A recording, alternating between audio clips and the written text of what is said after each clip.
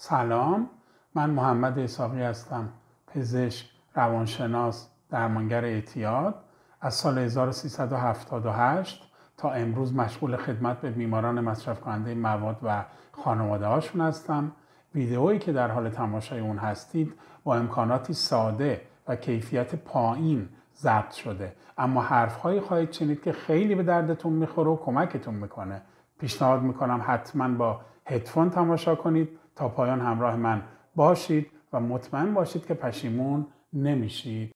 اصلا راجع به این صحبت کنیم که آیا معتاد بودن خوبه یا خوب نیست، اصلا معتاد باشه یا نباشه، به قول معروف معتاد بودن یا نبودن.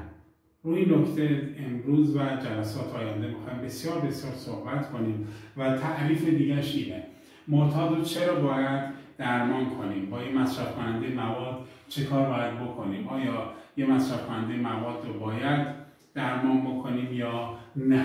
یا چرا باید معتاد رو درمان کنیم؟ اول از همه بسیاری از برخوردهای اشتباه ما در برابر مصرف کنندگان مواد حاصل طرز غلط فکر کردنها یا خطاهای فکری یا خطاهای شناختی مثل برچسب زدنه و کلمه معتاد یه برچسبه و اصلا نباید از کلمه معتاد استفاده کرد، چرا که احساس و رفتار ما بعد از به زبان راندن کلمه معتاد درست نخواهد بود. اما اگر نخواهیم بگیم معتاد، چی باید بگیم؟ بهترین کلمه‌ای که میشه به جای معتاد گذاشت مصرف کننده مواده. مصرف کننده مواد خیلی باریک‌سوارتر از کلمه معتاده و وقتی که میگیم مصرف کننده مواد واقعا احساس و رفتارمون خیلی بهتر خواهد بود تا اینکه از کلمه معتاد استفاده کنیم. پس این سوال چجوری حل کنیم؟ میگیم که به جای اینکه بگیم چرا باید معتاد رو درمان کرد، چرا باید کاری کرد تا مصرف کننده مواد دست از مصرف بردارد. این سوال رو اینجوری مطرح میکنیم و به دلایلش میپردازیم تا اولا شمایی که تو خانوادت مصرف کننده مواد هست میگی حالا به ما که مشکلی نمیرسونه، ضرری نزده، به تب و تاب بیفتی هر چه زودتر اونو برای اینکه از این اوضاعی که داره اوضاعش خرابتر نشه به درمانگر ببریش، به مرکز درمان ببریش و کمکش کنی درمان بشه، کمکش کنی مصرفش رو قطع کنه، دست از مصرف برداره. ثانیاً خود مصرف کننده‌هایی که الان این شرایط رو دارن ببینن که چقدر دلایل بسیار زیادی هست تا دست از مصرف بردارن و از همه مهمتر خیلی از مسئولین این فیلم ها رو اگر یه روزی عمر شد و وقت کردن و دیدن بدونن که درمان مصرف کننده مواد چقدر ارزشمنده و همونطور که تو فیلم های قبلی بهتون گفتیم و مصرف کننده مواد هم یه بیماره. طبق قوانین بالادستی مصرف کننده مواد اگر به مراکز درمان اعتیاد برای درمان مراجعه کنه میشه بیمار، اگر مراجعه نکنه همچنان مجرمه. حالا که قرار مراجعه کنه و میشه بیمار، بهتر فرمایش حضرت محمد نسبت به این جور آدما و سایر بیماران رو بخونیم تا یه مقدار حداقل از نظر باورهای مذهبی هم که شده برای اینکه به مصرف کننده مواد کمک بکنیم و برای اینکه به خودمون به عنوان مصرف کننده مواد کمک بکنیم بتونه بیشتر به قول معروف یاری رسان باشه. برای اینکه هر کس برای برآوردن نیاز مریضی بکوشد، چه آن را برآورده سازد چه برآورده نسازد، مانند روزی که از مادرش زاده شده از گناهانش بیرون می آید. هر کس به یه مصرف کننده مواد که بهش میگیم بیمار، هر کس به هر بیمار دیگه‌ای که به هر بیماری دیگه‌ای مبتلا شده کمک کنه، مثل که از روز اول تازه از مادر متولد شد همه گناهانش بخشیده میشه. این بسیار چیز ارزشمندی از نظر مذهبی و اعتقادیه و فرد مصرف کننده مواد مریض بیماره و ما برای بخشیده شدن خطاهای خودمان هم که شده این افراد کمک میکنیم. شما فکر میکنید من دکتر اسحاقی 52 ساله که الان 22 سال با مصرف کننده مواد سر و کار دارم، تو 52 سالی که از خدا عمر گرفتم کم گند زدم، کم خرابکاری کردم، کم گناه کردم، کم خطا کردم. حداقل به خاطر بخشیده شدن خطای خودم هم که شده باید به این بنده‌های خدا کمک کنم دیگه. شما به همین ترتیب به این موضوع نگاه کنید، به این بنده‌های خدا کمک بکنید، به این مصرف کننده مواد کمک بکنید. شما هم که مصرف کننده موادی، حداقل این خرابکاری‌ها که مصرف مواد شاه این خرابکاری‌ها و مادر این خرابکاری‌هاست دیگه انجام نده. مصرف مواد رو بذار کنار که بتونی جبران مافات، جبران خطاهای گذشته بکنی. و اینجا خیلی مهمه ما حالا که بحث معنی مدل اعتقادی و مذهبی شد به چند تا نکته خاص اشاره کنیم که از نظر من واقعا گفتنش اینجا میتونه بسیار بسیار کمک کننده باشه. اونم اینه که فقط یتیم نوازی و دستگیری از محروم نیست که پسندیده است. بله یتیم نوازی خیلی کار خوبیه، باریکلا. آدمایی که اوضاع اقتصادی مناسبی ندارن خصوصا تو شرایط حاکم، کمک کردن به اونا بسیار بسیار کار پسندیده‌ای، بسیار هم کار قشنگی. اما فقط اینها نیست و خیلی از کارهای مثبت دیگه که کار پسندیده‌ایه. دست این افتادگان گرفتن هم کار پسندیده‌ایه.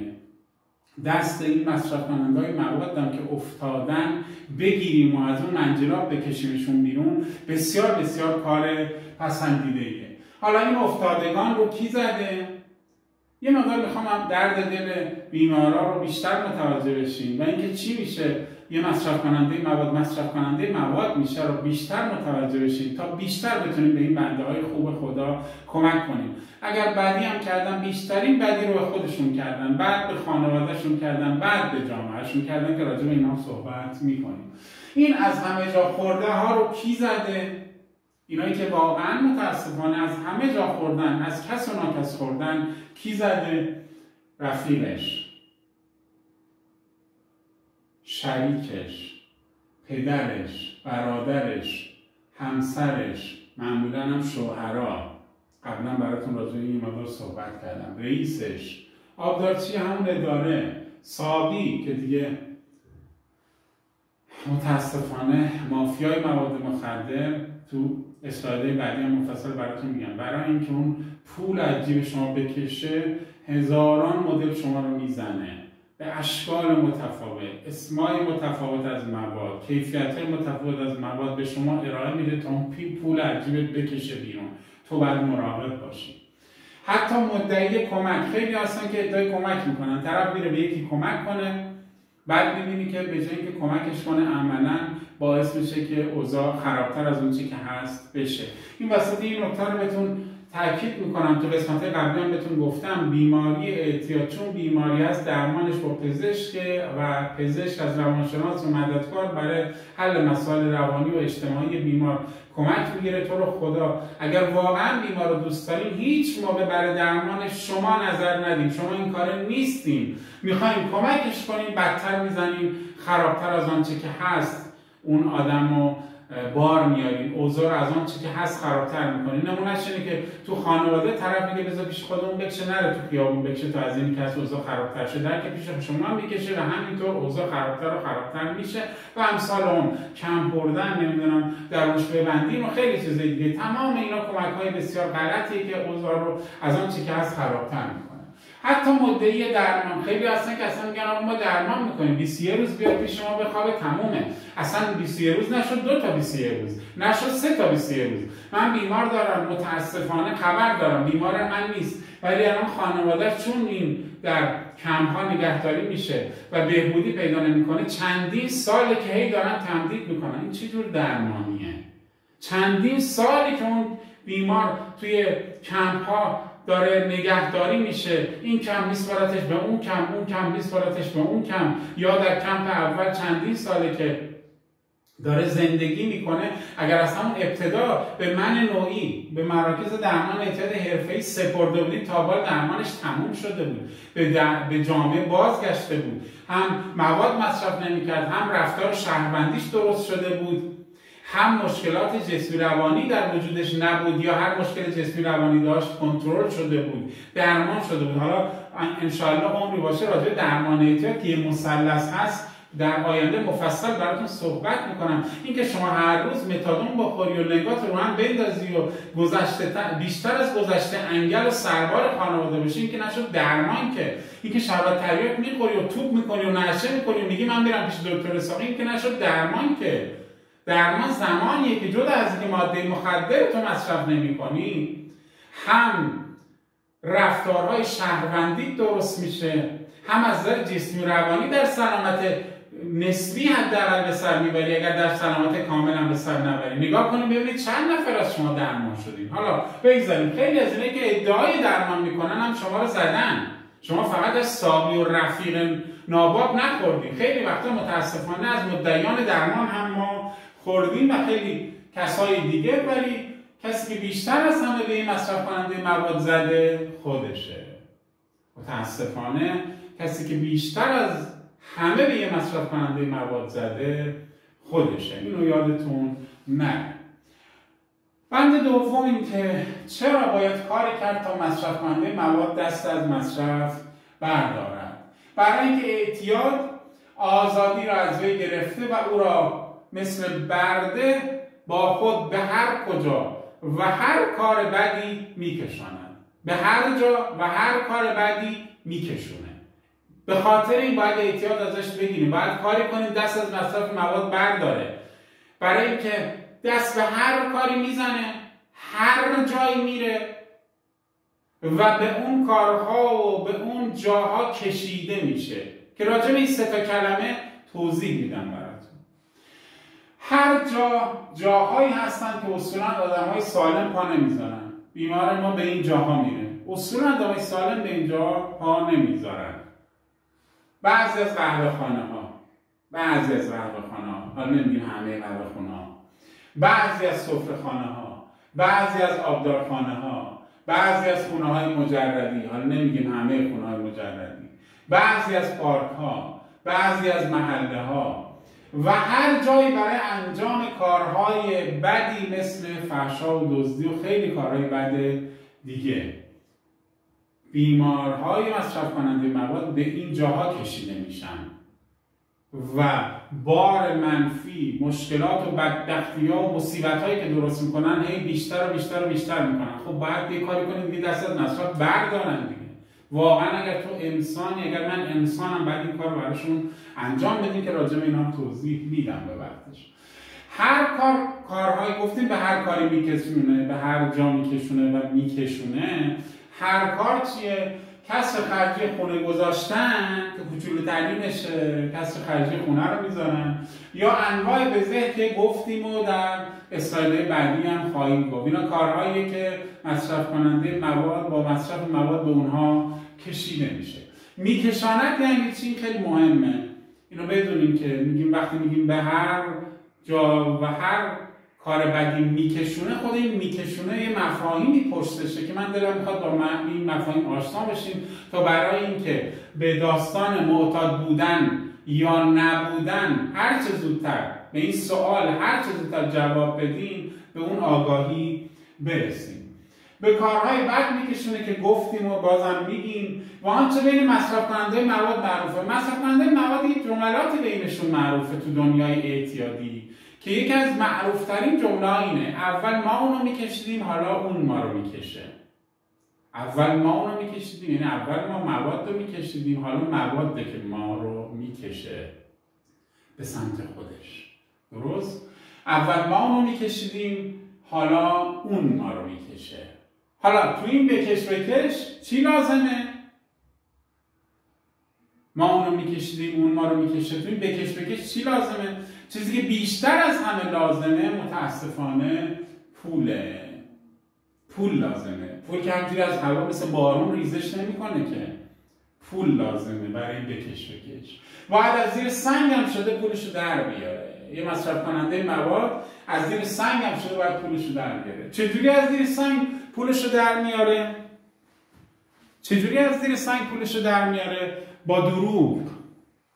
متاسفانه باید بهتون بگم یکی از شاه علامت‌های این که یه انسانی ماده مخدر و محرک و از این آشغال‌پاشغالا مصرف میکنه یا یه انسانی که تحت درمان خطا کرده و لغزش کرده و دوباره به مصرف مواد کشیده شده، یکی از شاه علامت‌هاش دروغ گفتنه.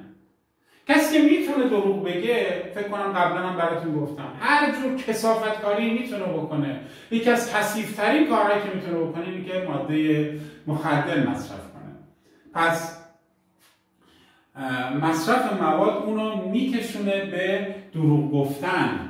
چرا؟ چون بعد به هر ترتیبی شده پولشو در بیاره، کلک میزنه، اصرار بی حد میکنه، انقدر پا میکوبه تا پول از مادرش بگیره، پول از همسرش بگیره بده به ساقی نشه کنه تا از این دنیایی که براش غیر قابل تحمله فرار کنه. اما نمیدونه بابا این دنیا تا وقتی تو زنده ای با همین روشی که تو داری میری همچنان ادامه داره و این دنیا هیچ موقع کشته نمیشه مگر با کشته شدن تو. طرح نو در انداز، یه فکر اساسی بکن، برو مراکز درمان اعتیاد کمکت میکنم. به خدا اینقدرم که فکر میکنی اذیت و آزار نداره. درسته درمان اعتیاد سخته، درسته که درمان اعتیاد زمان بره، درسته که برای درمان حرفه‌ای حداقل بین 2 سال تا 5 سال زمان لازمه، همه اینا درسته. اما فکر نکن انقدر خماری داره، اذیت و آزار داره. با توجه شرایط پزشک درمانگر هر مرکزی بده یه دارویی میده تا بتونی خماری رو تحمل کنی، تا با شستشوی مغزت یه زمانی آدمی بشی که دیگه نیاز به اون دارو هم نداشته باشی، خماری رو هم سرشکن کنی تو ماهای متفاوت و متعدد و دیگه واقعا آنچنان اذیتی نشید، نترسید، برای درمان اقدام بکنید. خلاصه اینقدر پا میکوبه تا پول رو از نزدیکان بگیره، تهدید میکنه، اینو میشکنم اونو میشکنم، تلویزیون رو میشکنم، شیشه خورد میکنه و پولش رو میگیره. کتک کاری میکنه، لازم میشه کتک میزنه. ببینید مخدر چه بلایی سر انسانیت آورده. مخدر و خشونت خواهر خواندن، واقعا خواهر هم دیگن. درست؟ اینم مد نظرتون باشه، خیلی تو آشی نرو. از جیب کی پولو در میاره؟ از جیب کی این پولو در میاره؟ باباش، مادرش، همسرش، فرزندش، رفیقش. ولی یه بار، 2 بار، 3 بار، 4 بار، 10 بار رفیقش میده. دیگه رفیقش پول نمیده و صلاح بر این میبینه که دیگه رفیق این نباشه. به مرور زمان و با مصرف مواد و ادامه مصرف کننده مواد بودن رفقاشو دونه دونه از دست میده و این فاجعه‌ای که تو اعتیاد اتفاق میفته. رفیقی که بعد از چند وقت دیگه رفیقش نخواهد بود، دیگه رفیقش نیست. اما متاسفانه خانواده چی؟ ولی اعضای خانواده حالا هستن. اعضای خانواده حالا بهش امتیاز میدن. اعضای خانواده حالا مثل میزبانی هستن که یه انگل روی اونا رشد میکنه و بزرگتر میشه. اما هر چقدر دانشمندا و نخبه‌ها بزرگ میشن و به جامعه بشریت خدمت میکنن، اینا بزرگتر میشن و خودشون رو نابودتر میکنن و خانواده رو و بعدم جامعه رو نابودتر میکنن. درست شد؟ ولی اعضای خانواده حالا هستن. حالا اعضای خانواده باید تاوان گناه کرده و نکرده رو پس بدن. حالا باید مراقب باشی با این داستانی که پیش گرفتی. یک کار اساسی نمی کنی، برنامه مداخله رو که توضیح خواهم داد آینده برای بیمارت پیاده نمی کنی. حالا باید تاوان بدی. متاسفانه خانواده اومد پیش من گفت دکتر فلانی پسر من درمان رو الان نزدیک 6-7 ماه پیش شما قطع کرده، اما ما به حرفایی که شما زدی تازه رسیدیم و شروع کرد به حرف زدن. بعد مابین حرفاش اعتراف کرد که همه جور ماده مخدری رو همدیگه مصرف کرد، اووردوز شد، مسموم شد، اوضاعش خراب شد، افتاد تو خونه، سیاه شد، کبود شد، هم در حال مرگ بود. خانومم گفت که بذار 1 ساعت دیگه تحمل کنیم، به اورژانس زنگ نزن. بذار 1 ساعت دیگه تحمل کنیم، به اورژانس زنگ نزن. یعنی چی؟ یعنی بذار تا الان که تحمل کردیم 1 ساعت دیگه هم تحمل کنیم این آدم اووردوز شده که جگرگوشه منه بمیره، برای همیشه از دستش راحت بشه.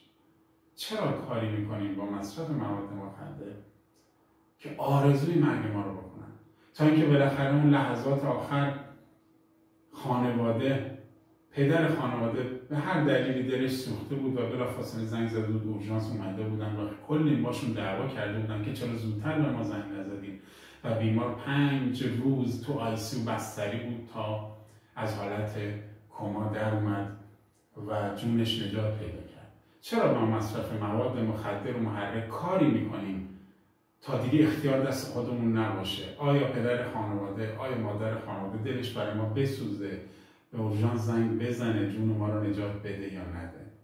اینه که میگیم مصرف کننده مواد باید هر چه زودتر دست از مصرف برداره. دیگه چی بدتر از این؟ خارید چقدر دیگه بد؟ پستی آخه تا چه حد که پدرت مادرت آرزوی مرگت رو بکنه، یه کاری کنه تا بمیری. این واقعا فاجعه خیلی بزرگیه. بگذاریم حالا اعضای خانواده باید تاوان گناه کرده و نکرده رو پس بدن، خصوصا در تربیت فرزند. کوتاهی‌هایی در تربیت فرزند کردین، حالا باید تاوانش رو بدین. نمیخوام خیلی تو حاشیه برم، اولا بحثش جداست، اگر عمری باشه راجع به داستان مسائل تربیتی که باعث اعتیاد میشه و فرزند پروری خیلی سیدی، اگه عمری باشه راجع به اینم شاید یه زمانی براتون فیلم بذارم، از بحثش بریم کنار. نمیخوام خیلی خانواده‌ها احساس عذاب وجدان و گناه بهشون دست بده، چون عذاب وجدان و گناه، احساس گناهی که سراغ شما میاد کمکی به درمان نمیکنه. فقط اینو یاد کردم ازش تا توی خانواده یه مقدار درمان بیشتر از گذشته جدی بگیری، برای درمان زحمت بکشی، وقت بذاری. نه خودش رفته حال کرده چشمش کور حالا من دماغش در بیاد، خودش کیفشو کرده حالا عذابشو بکشه. نه، متاسفانه اینجوری نیست. قبلا هم بهتون گفتم درمان اعتیاد روی مثلث استواره که این مثلث یه رأسش درمانگر حرفه‌ای و دلسوزه، یه رأسش بیمار درمانده است، یه رأسش هم خانواده آگاه و عاشقه. تو که تا به عشقت به بیمار ادامه دادی، انگارم ادامه بده، آگاهیاتو ببر بالا تا بتونی بیشتر به درمان بیمارت کمک کنی. چند تا راه ساده‌ای که به وفور من تو بیماران دیدم برای تهیه پول موادشون میرن، این راه‌ها و کارهای بعدم ازشون یاد میکنیم. میره خرجی خونه رو خرج میکنه، میره لوازم خونه رو میفروشه، میره طلای زنش رو میفروشه، میره طلای دخترش رو میفروشه، میره هر کاری میکنه تا پول مواد رو به دست بیاره. این جلسه باشه، انشاءالله جلسه بعدی بقیه برنامه رو با هم خواهیم داشت. دم شما گرم. چطور بود؟ هر نظری داری کامنت کن تا کیفیت ویدیوهای بعدی بهتر بشه. هر پرسشی داری کامنت کن، جمعه پاسخ میدم.